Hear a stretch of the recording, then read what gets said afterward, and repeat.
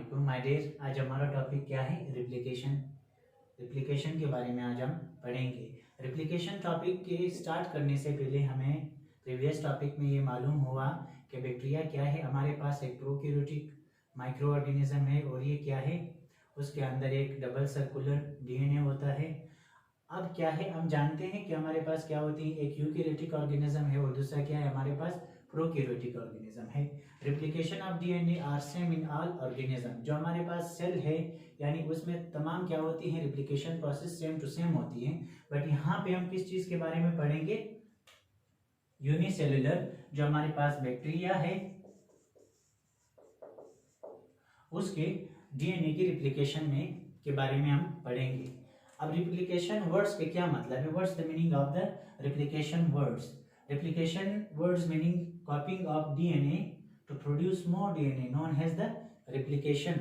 Cell के growth को यानी अपने पेरेंट सेल से डॉटर सेल्स को पैदा करना और उसमें अपने कैरेक्टरिस्टिक को ट्रांसफर करना, ये इसको हम क्या कहते हैं? रिप्लिकेशन प्रोसेस कहते हैं। The second definition of the replication is the process by which parental DNA transfer the genetic information to the daughter cell. अब यहाँ पे हमें मालूम होना चाहिए कि जब एक सेल्स डिवाइड होता है इनटू सेल्स या मोर देन टू सेल, सबसे पहले उसको क्या करना चाहिए? अपने जेनेटिक इंफॉर्मेशंस को क्या करना चाहिए? उसको कॉपी बनानी चाहिए। जब कॉपी बनेगी फिर ये क्या होगा, उसकी सेल डिवाइड होगी। फॉर एग्जांपल ये हमारे पास एक बैक्टीरिया है, इसको सबसे पहले डिवाइड करने से पहले अपने जो सेलुलर एक्टिविटीज है जिसमें हम क्या करेंगे, हर चीज क्या होगी, डबल होगी। इसी तरह डीएनए क्या होनी चाहिए? 1 से 2 होनी चाहिए। जब 1 से 2 होगा तब क्या होगा, मजीद हमारे पास जो इसके डॉटर सेल्स बनते हैं उस डॉटर सेल में ये क्या करता है, अपनी जेनेटिक इंफॉर्मेशन शेयर करते हैं, यानी उसको अपनी जेनेटिक इंफॉर्मेशन प्रोवाइड करते हैं। अब रिप्लिकेशन स्टार्ट करने से पहले यानी रिप्लिकेशन अगर कोई सेल है वो रिप्लिकेशन प्रोसेस स्टार्ट करते हैं। अब सेल के पास जब एंजाइम होगा तब रिप्लिकेशन प्रोसेस स्टार्ट हो सकता है। Without enzyme replication process cannot be started. Why? We know that in all type of cells, every type of reaction take place in the presence of the enzyme. Without enzyme, no cellular activity can take place in cell. अब यहाँ पे cell के बारे में हम अगर cell में हम जेनेटिक इंफॉर्मेशन के बारे में पढ़ते हैं तो जेनेटिक इंफॉर्मेशन हमारे पास सिर्फ और सिर्फ एक डीएनए है और इसके बाद हमारे पास क्या है, जो न्यूक्लिक एसिड है दूसरा टाइप, वो क्या है, आरएनए है। जब डीएनए डिवाइड होगा यानी रिप्लिकेट होगा, उसको रिप्लिकेशन स्टार्ट करने के लिए उसको एंजाइम की जरूरत होती है। तो हमारे पास क्या है, कुछ एंजाइम है जो मैंने यहाँ पे अपने टॉपिक में मेंशन किया हुआ है। वो क्या है? Replication process need enzyme for the DNA replication. Enzymes names are, the first one is the DNA polymerase 1। अब DNA polymerase 1 का क्या काम है? यहाँ पे function of the DNA polymerase 1 क्या है? Exonuclease activity, remove RNA primer and replace with the newly synthesis DNA। अब जो हमारे पास एक स्ट्रैंड है उस पे क्या है, RNA प्राइमर है, उसको रिप्लेस करता है in place of the newly synthesis DNA। अब क्या करते हैं, डीएनए पॉलीमरेज 1 का फंक्शन ये है कि आरएनए प्राइमर की जगह वो रिप्लेस करता है क्या, न्यूली सिंथेसिस डीएनए। अब सेकंड जो हमारे पास एंजाइम है वो क्या है, डीएनए पॉलीमरेज 2। अब डीएनए पॉलीमरेज 2 का क्या काम है, वो रिपेयर फंक्शन करता है। जब कोई हमारे डीएनए को क्या हो जाती है, डैमेज हो जाती है, तो डैमेज जब हो जाती है उसको वापस स्टार्ट करने की, उसको वापस उसी प्रोसेस से स्टार्ट करने के लिए कौन सा फंक्शन यानी कौन सी एंजाइम दरकार है, वो हमारे पास डीएनए पॉलीमरेज 2 एंजाइम है। और हमारे पास जो थर्ड एंजाइम है वो हमारे पास क्या है, डीएनए पॉलीमरेज 3। अब डीएनए पॉलीमरेज 3 का क्या काम है? यहाँ पे हम जानते हैं कि हमारे पास एक स्ट्रैंड है, for example this is the one strand. अब इस स्ट्रैंड से हमें दूसरा स्ट्रैंड बनाना है, यानी ये हमारे पास क्या है, पेरेंटल स्ट्रैंड है और ये हमारे पास क्या है, डॉटर स्ट्रैंड है या न्यूली स्ट्रैंड कह सकते हैं। इसको यहाँ पे न्यूक्लियोटाइड लाने के लिए, न्यूक्लियोटाइड को एक दूसरे न्यूक्लियोटाइड से मैच करने के लिए जो एंजाइम रिक्वायर्ड होते हैं वो एंजाइम कौन सा है, डीएनए पॉलीमरेज 3 एंजाइम है। विदाउट डीएनए पॉलीमरेज 3 क्या होती है, अगर डीएनए पॉलीमरेज 3 एंजाइम ना हो तो दूसरा स्ट्रैंड कभी नहीं बन सकता। और हमारे पास चौथा क्या है, हेलिकेज एंजाइम है। Open DNA helix by the breaking hydrogen bond between the nitrogenous bases. हम जानते हैं कि हमारे पास जो डीएनए है वो क्या है, डबल स्ट्रैंडेड है। ये हमारे पास क्या है, शुगर फॉस्फेट स्ट्रैंड है। जो यहाँ पर हमारे पास स्ट्रैंड है, यहाँ पे क्या है, शुगर एंड फॉस्फेट एक दूसरे के साथ फास्फोडाइस्टर बॉन्ड से लिंक हुए हैं। और यहाँ दूसरे स्ट्रैंड में भी क्या है, शुगर एंड फॉस्फेट एक दूसरे के साथ अटैच है with the help of the phosphodiester bond के थ्रू। और इसके दरमियान जो स्ट्रैंड है वो क्या है, यहाँ पे देखें, ये हमारे पास क्या है, नाइट्रोजनियस बेसिस है, जिसे मैं क्या नाम देता हूँ, NB, यानी नाइट्रोजनियस बेसिस। अब नाइट्रोजनियस बेसिस के दरमियान क्या है, हाइड्रोजन बॉन्ड है। क्या है, हाइड्रोजन बॉन्ड है। उस बॉन्ड को यानी तोड़ने के लिए हमें सबसे पहले कौन सी एंजाइम्स की जरूरत होती है, यानी प्रोसेस स्टार्ट करने के लिए वो हेलिकेज एंजाइम की जरूरत होती है।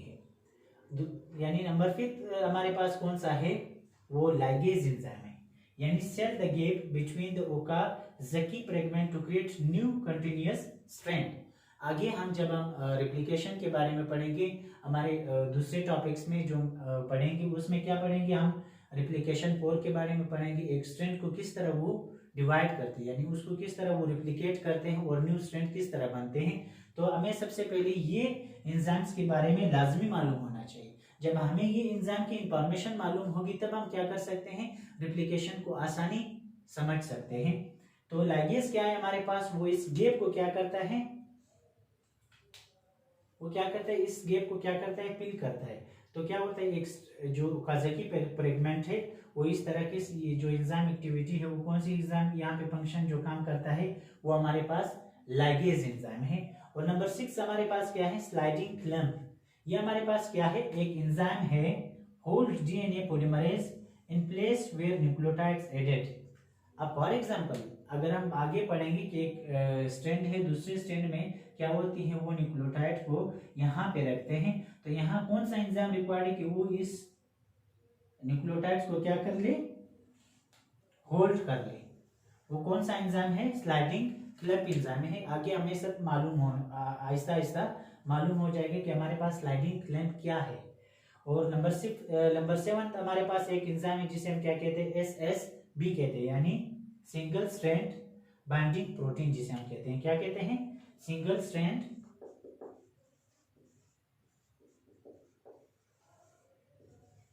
Binding protein. अब the function of the SSB यहाँ पे क्या है, बाइंड टू द SSD।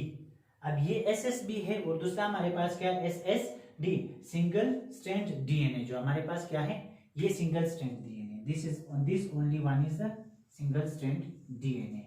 ये हमारे पास क्या है, एक सिंगल स्ट्रैंड है। ये क्या होते हैं, इस सिंगल स्ट्रैंड के साथ क्या होती है, अटैच हो जाते हैं। This is the SSB with the attach with the SSD।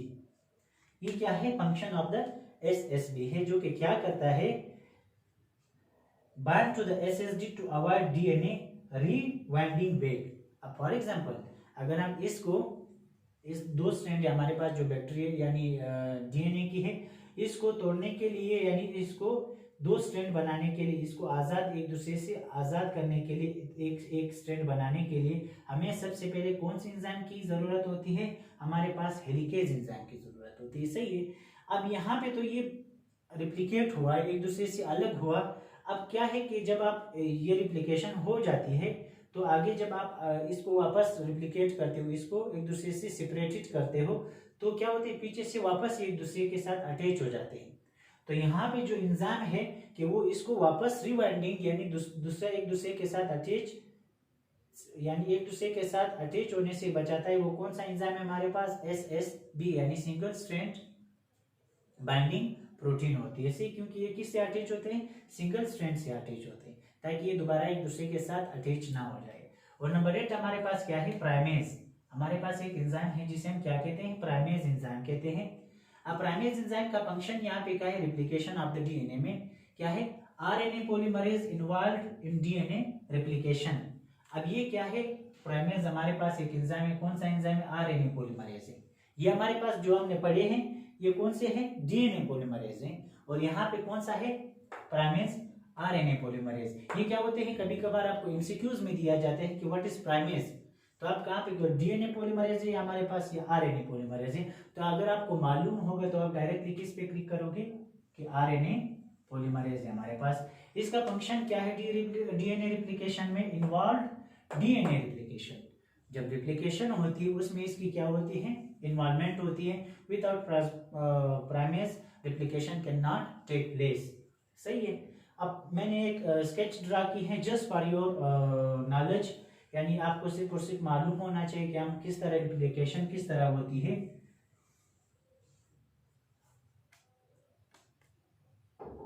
ये हमारे पास एक स्ट्रैंड है 5 3 एंड।